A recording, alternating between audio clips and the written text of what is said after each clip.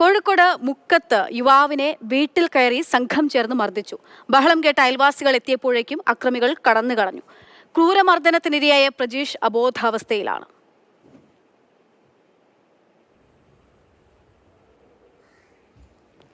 വീട്ടിനകത്തു നിന്നുള്ള ദൃശ്യങ്ങളാണ് നമ്മൾ കാണുന്നത്. വലിയ ആക്രമണം തന്നെ അവിടെ നടന്നിരിക്കുന്നു. അഖില CP വിവരങ്ങൾ നൽകാനായിട്ട്. അഖില, പ്രജീഷിന്റെ ആരോഗ്യാവസ്ഥയിൽ എന്തെങ്കിലും പുരോഗതി ഉണ്ടാകുന്നുണ്ടോ? എന്താണ് സംഭവിച്ചത്?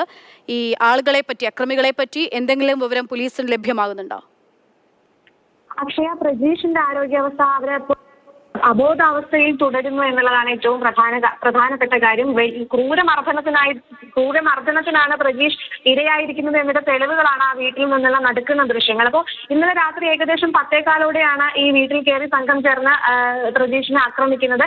ബഹളം കേട്ട് ഇത്തരത്തിൽ അയൽവാസികൾ ഓടി വന്നപ്പോഴേക്കും അക്രമികൾ വാഹനത്തിൽ കയറി രക്ഷപ്പെടുകയായിരുന്നു. അപ്പോൾ തലയ്ക്കും മൂക്കിനും മറ്റു ശരീരഭാഗങ്ങളിലെല്ലാം ഗുരുതര പരിക്കേറ്റിട്ട് ഈ പ്രജീഷിനെ ആദ്യം മുക്കം KMCT ആദ്യം പ്രവേശിപ്പിക്കുന്നത്. പിന്നീട് മെഡിക്കൽ കോളേജ് ആശുപത്രിയിലേക്ക് മാറ്റുകയായിരുന്നു. അപ്പോൾ ഇതിന്റെ പിന്നിലുള്ള കാര്യം എന്ന് പറയുന്നത് സുഹൃത്ത്, അതായത് പ്രജീഷിന്റെ സുഹൃത്ത് അനൂപുമായി ഇന്നലെ മദ്യപിച്ചിരുന്നു. അപ്പോൾ ഈ മദ്യപിക്കുന്നതിനിടയിൽ അനൂപിന്റെ ഭാര്യയുമായി പ്രജീഷ് തർക്കത്തിലേർപ്പെട്ടു. അപ്പോൾ ഭാര്യയുടെ സഹോദരൻ ഉൾപ്പെടെയുള്ളവരാണ് സംഘം ചേർന്ന് വീട്ടിലെത്തി പ്രജീഷിനെ ക്രൂരമായി മർദ്ദിച്ചിരിക്കുന്നത് എന്നാണ് നമുക്കിപ്പോൾ അയൽവാസികൾ പങ്കുവയ്ക്കുന്ന വിവരം. എന്തായാലും ഈ പോലീസ് വധശ്രമത്തിനെതിരെ ഇപ്പോൾ പ്രതികൾക്കെതിരെ കേസെടുത്തിട്ടുണ്ട്.